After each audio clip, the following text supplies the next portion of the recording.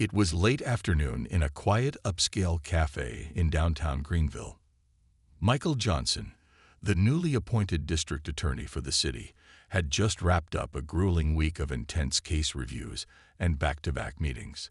He longed for a brief respite, a moment to clear his mind and let the weight of his responsibilities fade, even if only for a short while. The cafe, with its warm lighting, soft jazz, and the gentle hum of casual conversations, was his sanctuary. For Michael, this corner booth by the window had become his secret retreat, a place where he could be simply himself, unburdened by the formalities of his high-profile job. Michael was a man of quiet strength. At 35, his career was a testament to his unwavering dedication to justice. His presence was commanding yet approachable, his tall frame clothed in a tailored suit that bore the subtle sheen of professionalism. Yet he dressed down with a dark jacket and a well-worn baseball cap pulled low over his eyes. His deep brown skin glowed under the cafe lights, and his carefully trimmed stubble lent him an air of maturity that belied his age. In a field dominated by formality, he had always embraced a grounded approach to life and work, treating people with respect, regardless of their status. As he lifted the steaming cup of coffee to his lips, his mind drifted to the challenges he faced as Greenville's new district attorney. The office was not only understaffed but plagued by inefficiencies, and, as he discovered, a troubling undercurrent of bias that ran through some corners of the police department. Michael was no stranger to the complexities of systemic bias. He'd spent years exposing it in the courtroom, advocating for transparency and fairness. Yet the very same bias now felt closer, more personal than ever before. It was in this state of contemplation, mulling over potential reforms and procedural changes, that Michael's quiet moment was abruptly disrupted. The front door of the cafe swung open, ringing the bell above with a loud clank.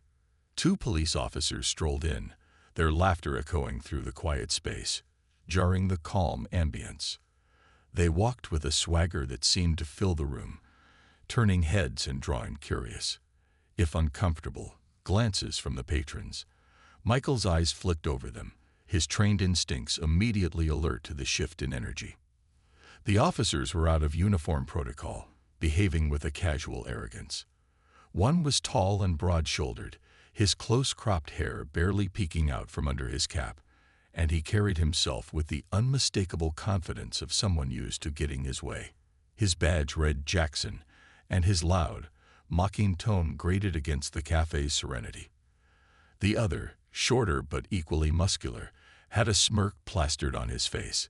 He hung back, observing with an air of detached amusement as Officer Jackson scanned the room, his gaze landing on Michael with a predatory glint. Michael remained calm, his expression unreadable as he met Jackson's stare. He'd dealt with confrontational people before, many of whom had far more reason to hate him than these two strangers did. However, as Jackson began his slow, calculated approach toward Michael, there was an unmistakable air of hostility. Michael felt a pang of irritation. He'd hoped for a quiet afternoon, not an encounter that reeked of antagonism. But he'd learned over the years to stay composed, no matter the provocation. "Hey, you," Jackson called out, his voice a jarring contrast to the low hum of the cafe. "Let me see some ID." His words weren't a polite request, but a command, delivered with a sneer that implied Michael's mere presence warranted suspicion. Michael's initial reaction was disbelief, followed by a wave of cold, controlled anger that settled somewhere deep in his chest. He understood immediately what this was about. They saw a black man in an upscale cafe, dressed down with a cap and a casual jacket, and had decided he didn't fit in. In their eyes, he wasn't a respected professional, much less the city's new district attorney. To them, he was simply an unknown face in a place they deemed off-limits for someone who looked like him. Michael set his coffee cup down, the ceramic clinking softly against the saucer. He looked up at Jackson, his gaze calm but piercing, and spoke in a low, steady tone. "Is there a reason you need to see my ID, officer?" Jackson's smirk deepened, and the other officer, still hanging back, chuckled quietly. The sound grated on Michael's nerves, but he maintained his composure. Jackson leaned closer, his gaze filled with contempt. "We've had some reports of suspicious activity in the area," he drawled, his tone dripping with sarcasm. "Just making sure everyone's where they're supposed to be." Michael felt his jaw clench slightly but forced himself to remain calm. He'd spent his entire career fighting against the exact kind of behavior these officers were displaying. But he also knew that giving them a reason to escalate could have far-reaching consequences, not just for him, but for his entire office. So, he carefully reached into his jacket pocket, pulled out his ID, and handed it over to Jackson without a word.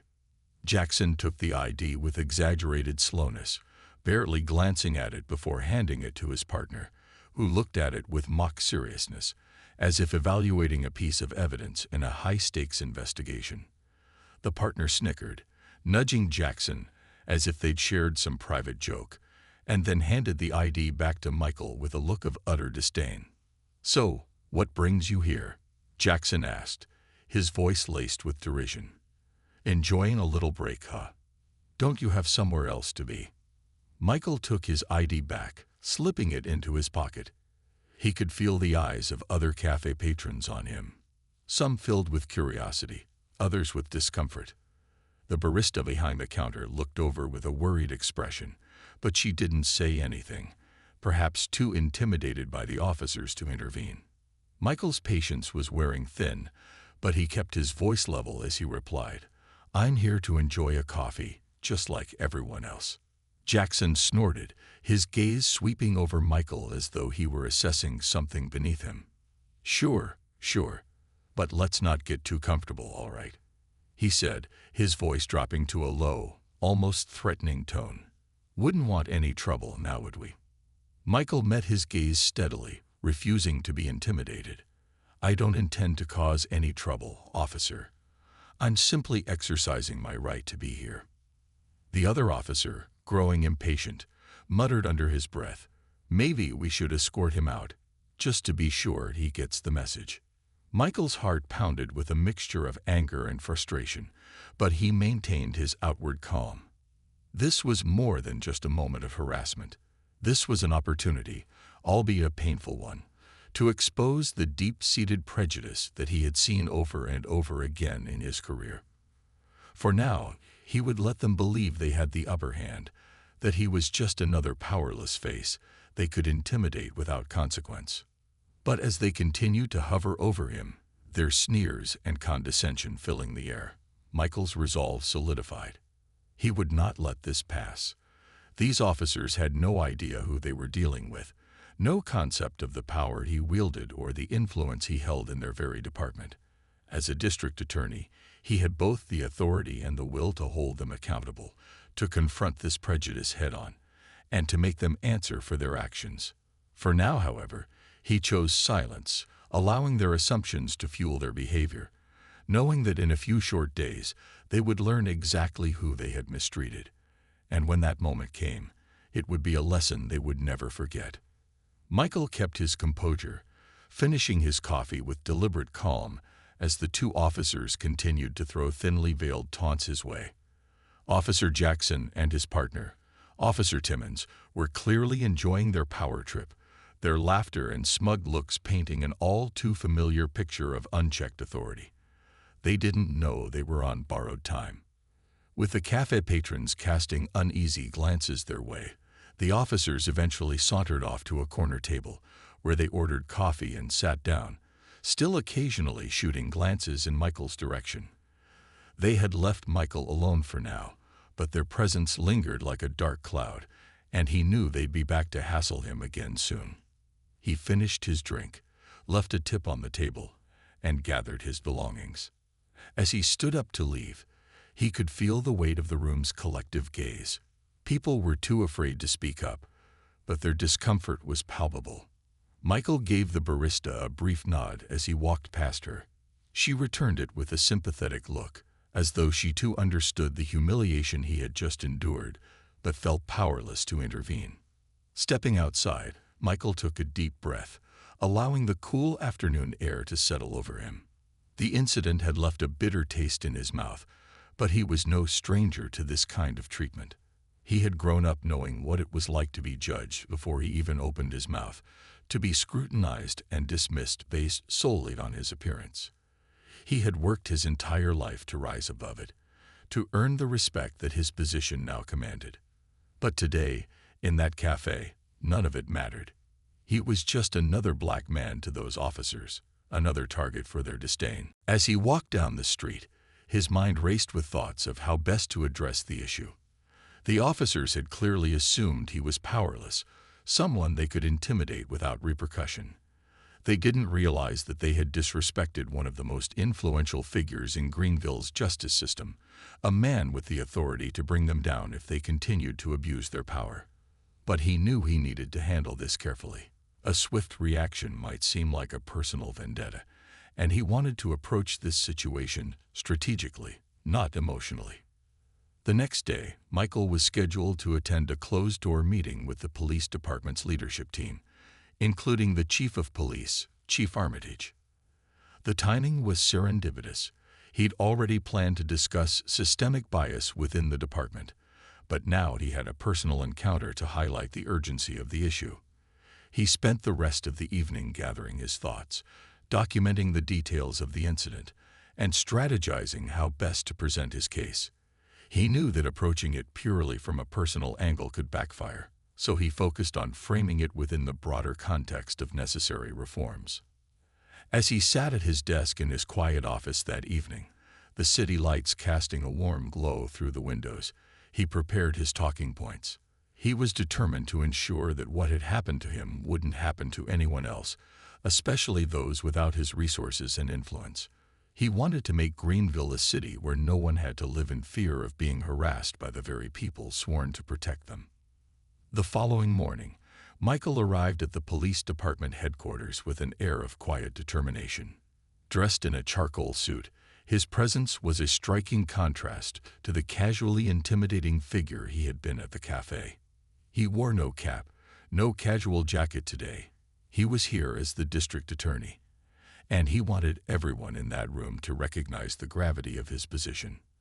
As he walked into the conference room, he was greeted by the sight of Chief Armitage and several senior officers, all seated around a long table.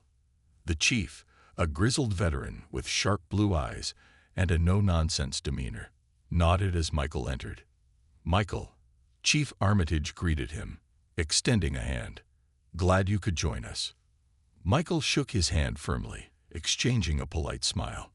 He had always maintained a professional relationship with the chief, though he knew their perspectives often differed. Chief Armitage was an old-school officer, one who tended to view complaints against his men as personal attacks, rather than opportunities for growth and reform. Still, Michael was determined to address the issue head-on, no matter the resistance. Once everyone was seated, Chief Armitage began the meeting by reviewing routine matters. Michael listened patiently, waiting for his turn to speak. Finally, when the discussion opened to broader topics, Michael cleared his throat, drawing the room's attention. "I'd like to address an incident that occurred yesterday," he began, his voice calm but firm. "An incident that I believe illustrates a deeper issue within this department." The chief raised an eyebrow, his posture shifting slightly, as though bracing himself for an uncomfortable conversation. "Go on," he said. Michael described the incident at the cafe with careful precision, detailing how the officers had harassed him without just cause. He didn't mention his position at first. Instead, he painted the picture as objectively as possible, focusing on the inappropriate behavior of the officers and the impact it had on him as a citizen simply trying to enjoy a quiet afternoon. "I understand the importance of vigilance, especially in a city of our size," Michael continued, "but these officers showed no regard for procedure, no respect for my rights, and their behavior was nothing short of demeaning." A murmur rippled through the room. Some of the senior officers exchanged uncomfortable glances, while others stared at Michael with expressions of disbelief. Chief Armitage, however, remained silent, his gaze fixed on Michael as he spoke. "Now here's the part that may interest you." Michael said, pausing to let the tension build. After they had finished harassing me, they went back to their seats, satisfied that they had shown me my place. At no point did they check my ID properly, ask any relevant questions, or even try to verify whether I was the person they thought I was.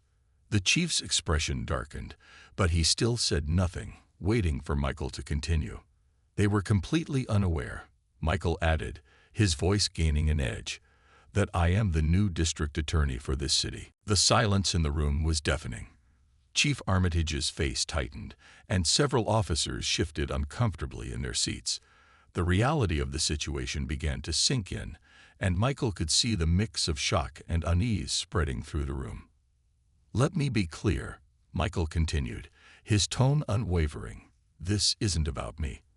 I have the resources and the platform to address what happened to me. But what about the citizens who don't? What about the people who experience this kind of treatment on a regular basis and have no recourse, no one to speak up for them?" He looked around the room, making eye contact with each officer, letting his words settle. "This incident is symptomatic of a much larger problem. A problem that won't be solved by ignoring it or sweeping it under the rug. We have to address this culture of bias and entitlement within the department if we're serious about serving this community." Chief Armitage finally spoke, his voice measured but tense. "Michael, I assure you, we take all complaints seriously, but I also have to protect my officers. Sometimes misunderstandings happen, and people perceive situations differently." Michael's eyes narrowed, though his tone remained calm. "Chief, I didn't come here to discuss perceptions. I came here to discuss facts. The fact is, 2 of your officers took it upon themselves to harass me without provocation. And the fact is, this wasn't a misunderstanding. It was a clear abuse of power." He leaned forward, his gaze piercing. "If we're going to work together to create a safer Greenville, we need accountability. I understand the importance of supporting your team, but that support cannot come at the expense of justice or integrity. The public needs to know that this department will hold itself to the highest standards, that officers will be held accountable for their actions, no matter who they target." Chief Armitage sat back, his expression thoughtful yet guarded. Michael could sense the resistance, the reluctance to confront the deeper issues he was raising. But he also sensed something else, an awareness, however faint, that change was inevitable. After a long pause, the chief nodded slowly. "I understand your concerns, Michael. We'll look into the matter and address it appropriately." Michael knew this was only the beginning. The chief's words were non-committal, a promise without substance, but Michael was prepared for the long fight. This was more than just a single incident. It was a chance to begin dismantling a system that had allowed this kind of behavior to thrive.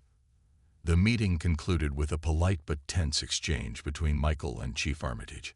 As Michael stepped out of the police department headquarters, he took a deep breath, feeling the mix of resolve and frustration.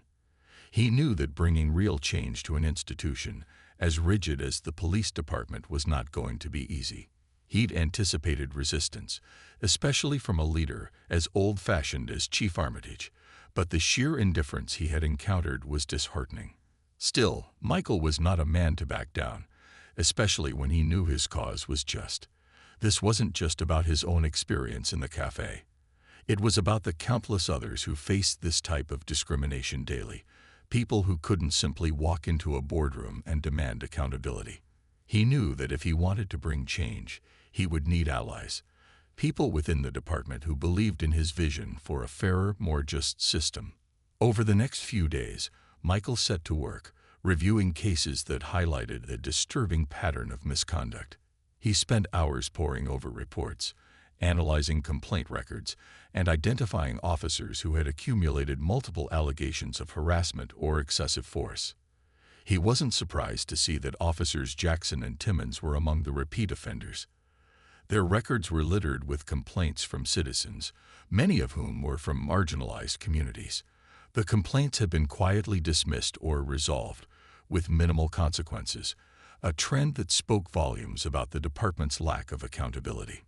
Michael also noticed something else.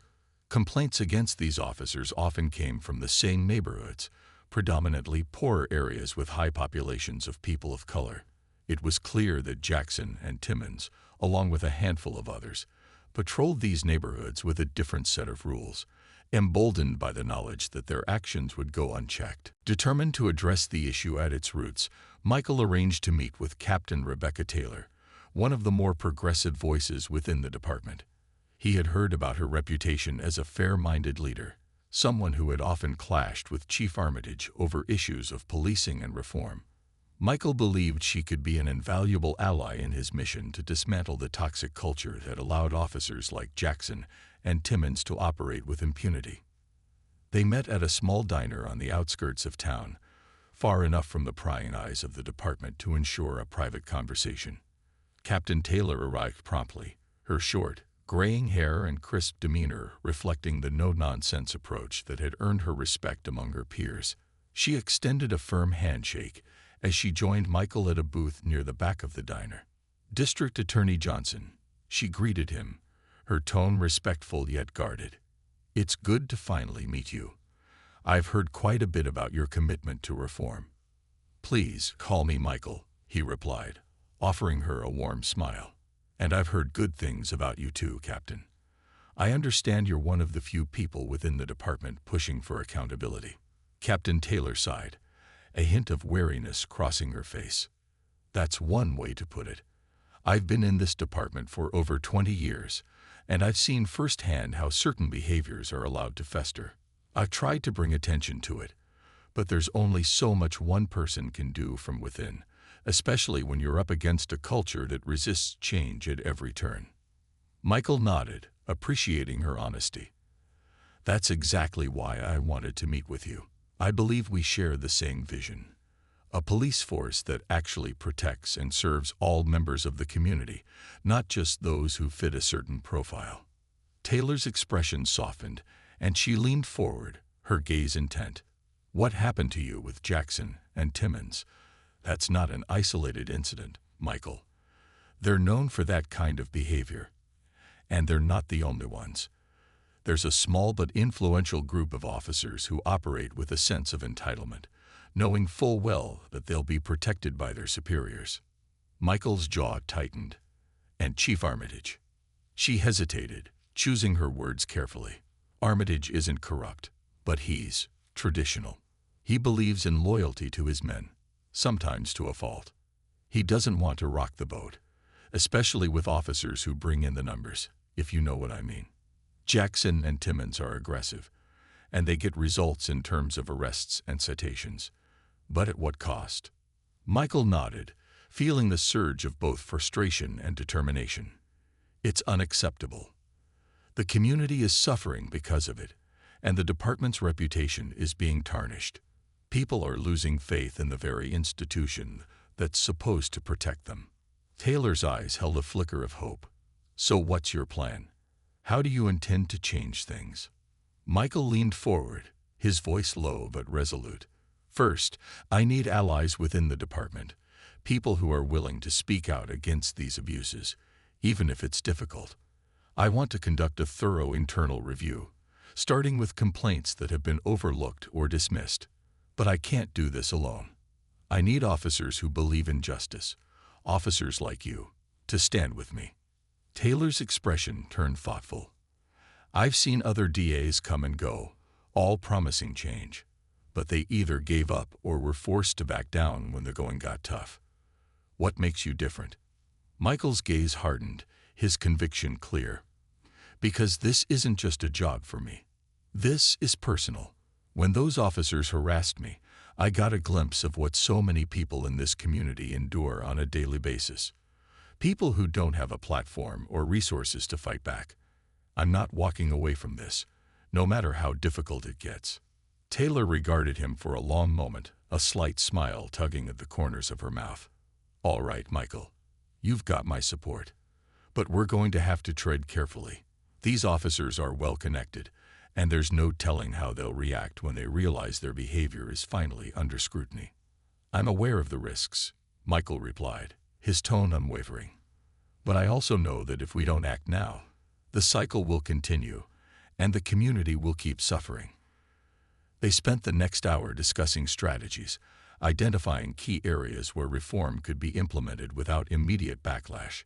Taylor suggested starting with a community outreach program that would allow residents to share their experiences with law enforcement, anonymously if needed.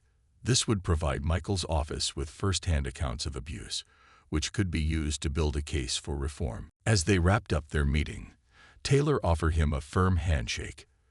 "I'll get in touch with a few officers I trust. People who have seen what's happening and are just as frustrated as I am.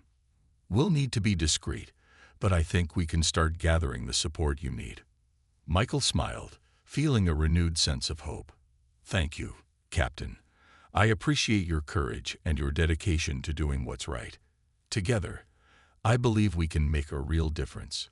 She gave him a nod, her eyes filled with determination. "We'll take it one step at a time, Michael. Change won't happen overnight. But with persistence, I think we can start turning the tide." As Michael left the diner, he felt a newfound sense of purpose. He knew the road ahead would be challenging, filled with obstacles and resistance from those who benefited from the status quo. But he also knew he wasn't alone. With allies like Captain Taylor by his side, he was confident that together they could bring about the change Greenville so desperately needed. Back at his office, Michael continued to review cases late into the night, fueled by a relentless drive to expose the corruption festering within the police department. He was no longer just a DA fulfilling his duty. He was a man on a mission, determined to ensure that no one else would have to endure the humiliation and degradation he had faced.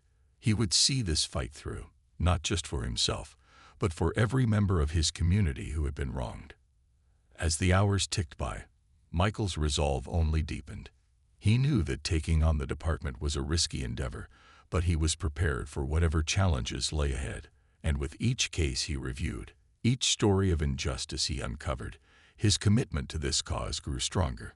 The wheels of change had been set in motion, and Michael was determined to keep pushing, no matter the cost.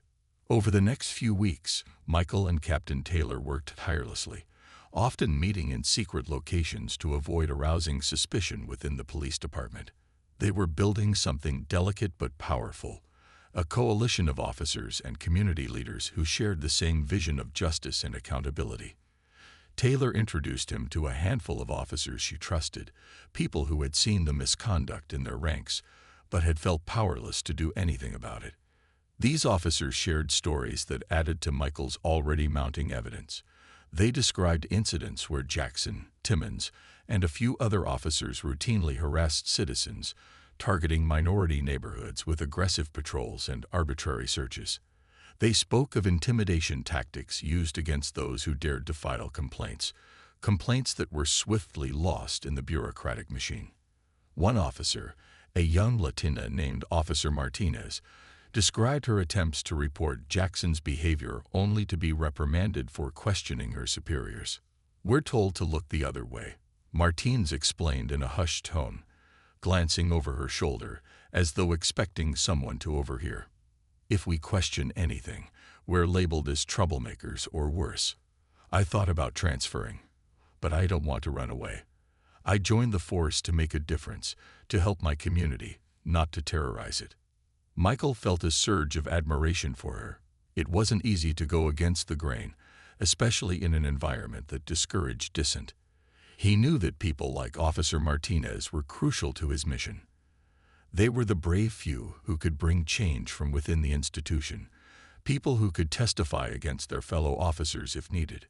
"Thank you, Officer Martinez," he said, his voice filled with sincerity. "I know how difficult it is to speak out, but your courage will make a difference. You're not alone in this." She nodded, a mixture of relief and determination in her eyes. "Just promise me, D.A. Johnson, that this won't be another situation where we're told things will change, but nothing actually happens. I need to know this fight means something." "It does," he assured her. "We're not stopping until we see real change. And you have my word. This isn't just for show.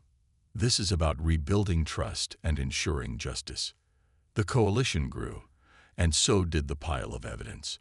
Michael compiled a dossier that documented years of complaints, eyewitness accounts, and instances of cover-ups. He knew this information alone wouldn't be enough to bring down officers like Jackson and Timmons. He needed a strategic plan to use it effectively. His goal wasn't just to expose these officers, but to make systemic changes that would prevent future abuses. He decided to hold a town hall meeting, a public forum where residents could share their experiences with law enforcement and express their concerns. It would be risky. Michael knew that officers like Jackson and Timmons wouldn't appreciate him stirring up the community, but he also knew that change required confrontation, and he was prepared to face it. Captain Taylor helped organize the event, quietly spreading the word among community leaders and activists. On the night of the town hall, the small community center was packed, with people spilling out into the hallway and onto the lawn outside. Michael scanned the crowd, his heart pounding as he recognized familiar faces. Citizens he'd fought for in court, mothers who'd lost sons to wrongful convictions, men who'd been harassed simply for the color of their skin. When he took the stage, a hush fell over the room. He could feel the weight of their expectations pressing down on him, their collective hope mingled with years of disappointment. He cleared his throat, taking a moment to compose himself before he spoke. "Thank you all for coming tonight," he began, his voice steady but filled with emotion. "I know that many of you have had difficult experiences with law enforcement in this community. I'm here not just as your district attorney, but as someone who has personally felt the weight of injustice." He paused, scanning the crowd. The air was thick with anticipation, and he knew he had to be honest if he wanted to earn their trust. "Recently, I was targeted and humiliated by two officers who saw me as nothing more than a suspect based on the color of my skin. They didn't know who I was, and frankly, it shouldn't have mattered." That experience was a wake-up call, a reminder that, despite all our progress, we still have a long way to go. A murmur of agreement rippled through the crowd, and Michael continued, feeling emboldened. "I want you all to know that I am committed to bringing about real change. This is not just a promise. It's a mission, and I can't do it alone. We need to work together, to support each other, and to hold our public servants accountable." People began to raise their hands, eager to share their own stories. Michael listened intently as one by one, citizens came forward to recount their experiences with officers who had abused their power. An elderly man spoke about being pulled over repeatedly for driving while black, despite having a spotless driving record. A mother tearfully described how her teenage son had been falsely accused of theft simply because he fit the description. Each story fueled Michael's resolve, reinforcing his commitment to dismantling the toxic culture that allowed such abuses to go unchecked. As the meeting continued, Michael noticed Officer Jackson and Officer Timmons standing in the back, arms crossed and faces twisted in disdain. He could tell they were there to intimidate, to make their presence known and remind the community who held the power. But instead of feeling fear, Michael felt a surge of defiance. Their mere presence was proof that he was getting under their skin, that they saw him as a threat, and he intended to live up to that threat. After the meeting, as people lingered to speak with Michael and offer their support, Jackson and Timmons approached him, their expressions cold and hostile. "Quite the show you put on up there, D.A. Johnson," Jackson sneered. "Riling up the community against the people who keep them safe. Real classy." Michael met his gaze without flinching. "Keeping people safe, is that what you call it, Officer Jackson? Because from where I stand, it looks like intimidation and abuse." Timmons stepped forward, his voice a low growl. "Watch yourself, Johnson. You may be the DA, but you're not untouchable. People in this town respect us. They trust us, not some outsider trying to make a name for himself." Michael's jaw tightened, but he kept his voice calm. "If you think I'm doing this to make a name for myself, then you don't understand who I am. This isn't about power or reputation. This is about justice, and I'm not going anywhere until this department is held accountable." Jackson leaned in, his voice dripping with menace. "You're making a big mistake, Johnson. People don't like it when someone rocks the boat. Maybe you should think about that before you start something you can't finish." Michael looked at both of them, his gaze unwavering. "Consider this fair warning. If you continue to abuse your power, I will see to it that you're held accountable. The law isn't a weapon for you to wield against the people you're supposed to protect. It's a shield meant to defend them, and I will make sure that shield is restored, with or without your cooperation." With that, he turned and walked away, feeling the weight of their glares on his back, but refusing to let them see even a hint of fear. He had allies now, people who believed in his mission, both within the department and throughout the community. And as he left the town hall that night, he knew that the wheels of change were already in motion.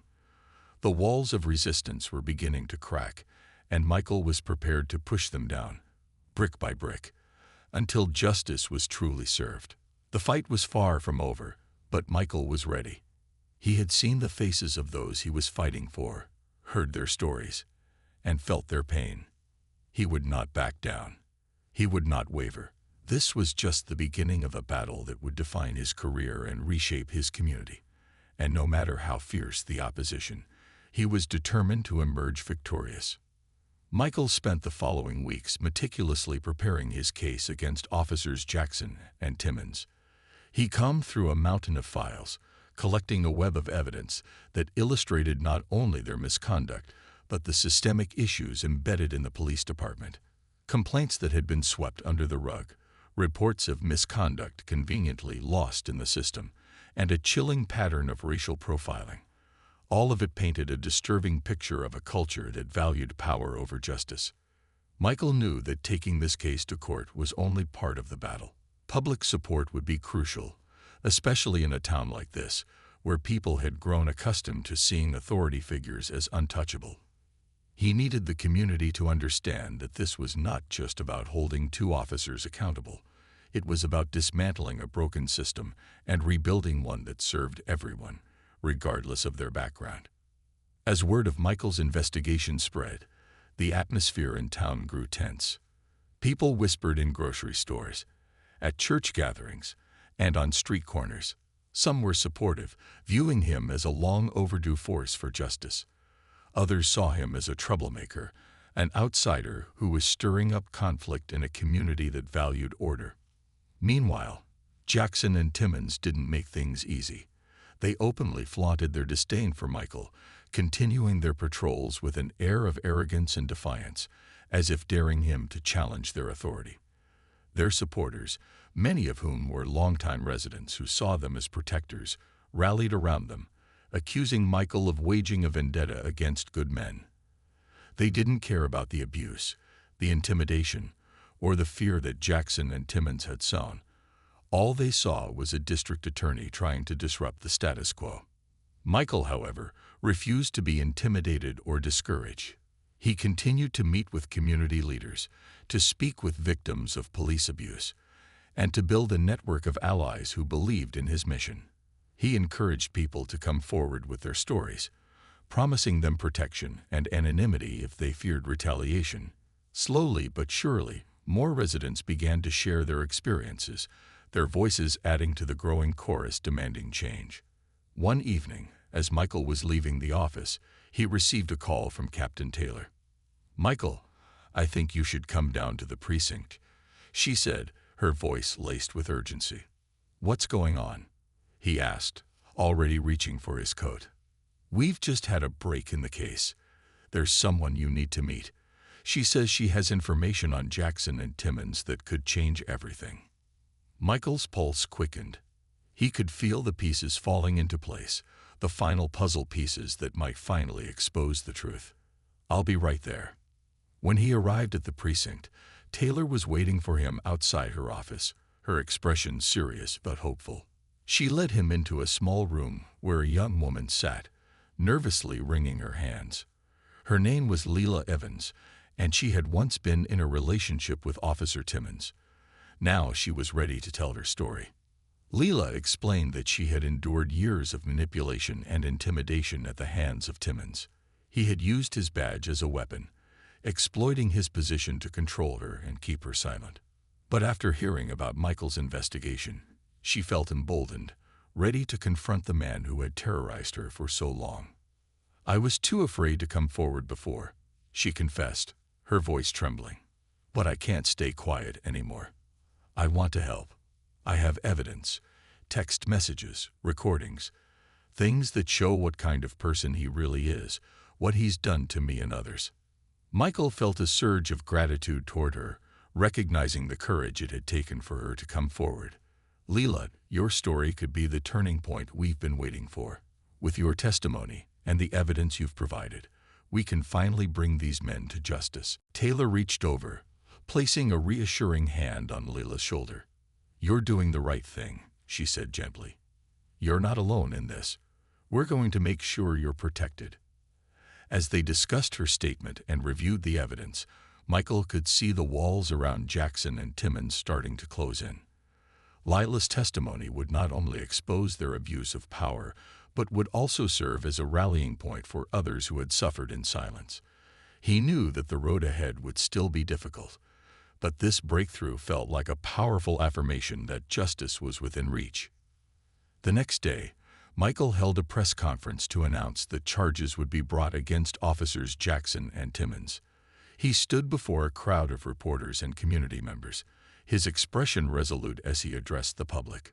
"For too long, this community has suffered under the weight of injustice," he began, his voice strong and steady. "The actions of officers Jackson and Timmons are not isolated incidents.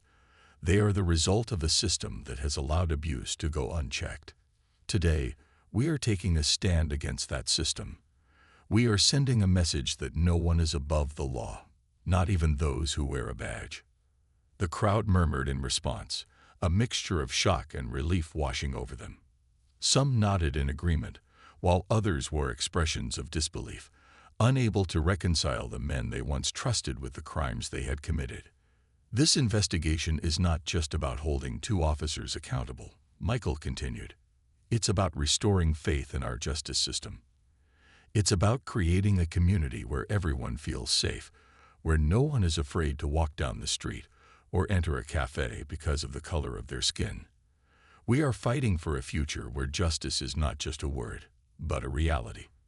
As he finished speaking, he noticed Lila standing near the edge of the crowd, her face a mixture of fear and determination. She had come to witness this moment, to see that her bravery was making a difference. Michael caught her eye and gave her a small nod, silently acknowledging her courage. In the days that followed, Michael faced a barrage of criticism from Jackson and Timmons supporters.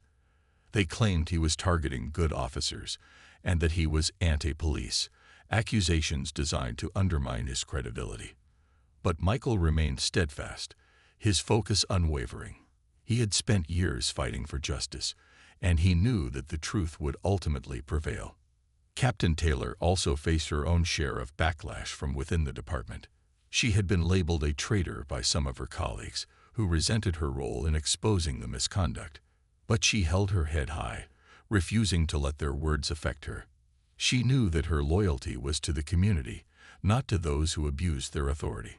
Together, Michael and Taylor continued their work, gathering evidence, building alliances, and preparing for the trial that would soon captivate the town.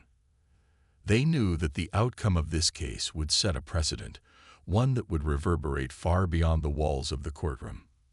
Finally, the day of the trial arrived.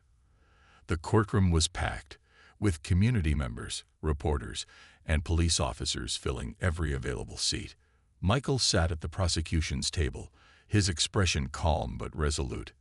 He was ready for this moment, ready to present the evidence and give voice to the victims who had been silenced for so long.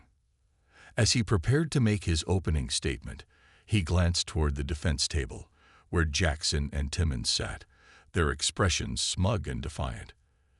They still believed they were untouchable, that the system would protect them as it always had. But Michael knew better. He had seen the power of truth and justice, and he was prepared to wield it with unyielding force. The judge called the court to order, and Michael rose to his feet, his heart pounding with anticipation. He took a deep breath, glanced at Leila and the other victims who had come to bear witness, and began to speak. Your Honor, ladies and gentlemen of the jury, we are here today because two men abused the power entrusted to them. They used their badges as weapons, their authority as a means to intimidate and control. But today, we stand together to reclaim our community, to demand accountability, and to show that justice is not a privilege reserved for the powerful. It is a right that belongs to us all. As he spoke, the weight of his words settled over the courtroom, a quiet but unbreakable resolve filling the air. Michael knew that this trial would not only determine the fate of Jackson and Timmons, but would also define the future of justice in their community. And with every word he spoke, he reaffirmed his commitment to that future, to a world where dignity, respect, and equality were not ideals to be aspired to but realities to be lived. The trial of officers Jackson and Timmons became the focal point of the town, and the courtroom was packed each day. People filled the benches, some in quiet solidarity with Michael, others there to support the officers they had seen as community protectors. The atmosphere was tense, with an undercurrent of change rippling through every word and testimony. Michael felt the weight of every eye in the room as he began his closing argument. He had spent days methodically laying out the evidence, records of complaints that had gone ignored, testimonies from victims who had been intimidated, and most crucially, the damning evidence Leila Evans had courageously provided. He knew that this case wasn't just about Jackson and Timmons. It was about a broken system that had protected them and allowed abuse to fester unchecked. Ladies and gentlemen of the jury, he began, his voice steady but powerful.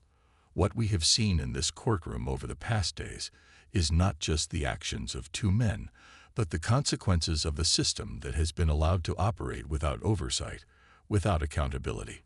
Officers Jackson and Timmons wielded their power as a weapon. They exploited the trust of this community to further their own agendas, to intimidate, to silence, and to oppress. He paused, allowing his words to sink in. He could see the jurors' faces, their expressions grave, as they processed everything they had heard. This case is about more than two men. It's about the countless people who felt they had no voice, who felt they couldn't stand up to the very people sworn to protect them. It's about men and women who lived in fear, not because they had done anything wrong, but because they knew their rights could be trampled without consequence. Michael turned to Leila, seated among the audience, her face a mixture of strength and vulnerability. He nodded to her, acknowledging her bravery before turning back to the jury. You've heard from Leila Evans, a young woman who showed unimaginable courage to stand before you today. She had every reason to stay silent. She knew the risks, she understood the potential for retaliation. And yet she came forward, not just for herself, but for everyone else in this town who has suffered at the hands of those who believe they are above the law. Michael's voice softened as he leaned in, making eye contact with each juror. Imagine what it must feel like to be a young woman in an abusive relationship with someone who holds the power of the law.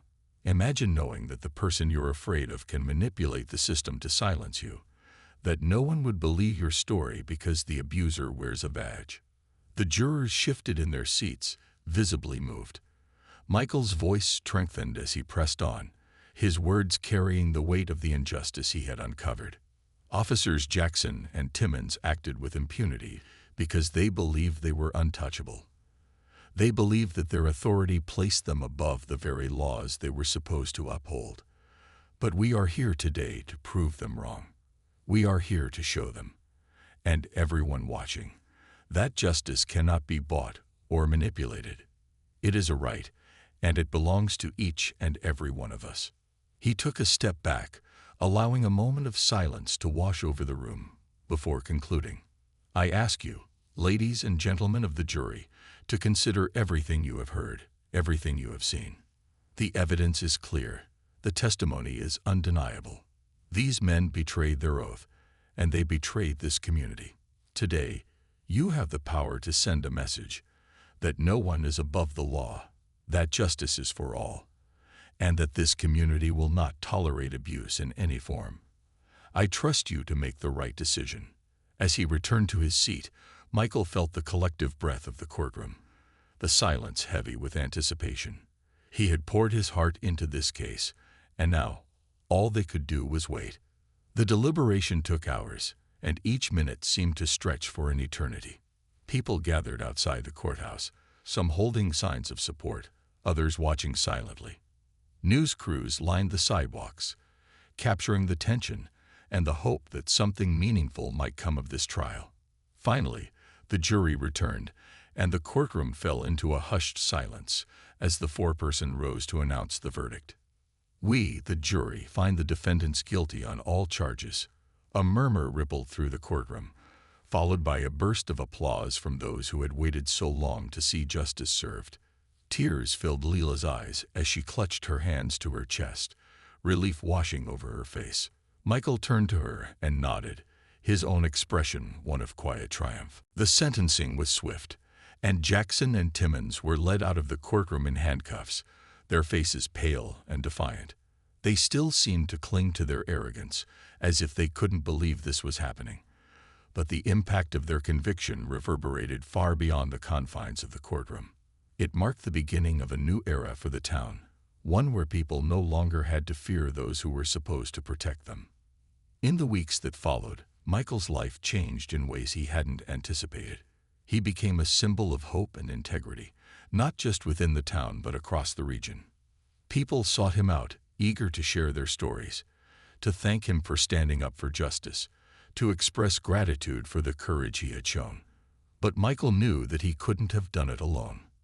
He owed much of his success to those who had come forward, who had been brave enough to share their pain and demand accountability. Captain Taylor also found herself receiving unexpected praise. Though some of her colleagues resented her role in the trial, many others admired her for taking a stand. She began working with Michael to establish a new oversight committee for the police department, a body designed to ensure that officers would be held accountable and that the abuses of the past would not be repeated. One afternoon, as Michael was leaving his office, he noticed a familiar face waiting for him outside. Leila stood there, her posture straight and her expression determined. "Leila." He greeted her, surprised but pleased to see her. "What brings you here?" She smiled, a little shyly. "I just wanted to thank you again, for everything. You gave me the strength to speak out, to believe that things could be different." Michael shook his head, his gaze warm. "You were the one who showed courage, Leila. I was just here to support you. You and everyone else who came forward. You're the real heroes in this." They shared a quiet moment of understanding, both of them aware that they had been part of something much larger than themselves. It wasn't just a trial. It was a turning point, a testament to the power of resilience and the belief in a better world. As they parted ways, Michael felt a sense of fulfillment that he had rarely experienced. He had spent years working within the legal system, fighting for justice, but this case had reminded him of why he had chosen this path in the first place. It wasn't just about the law. It was about people, about ensuring that everyone had the chance to live without fear, to walk down the street or sit in a cafe without being judged for the color of their skin. The case had changed the town, but it had also changed Michael.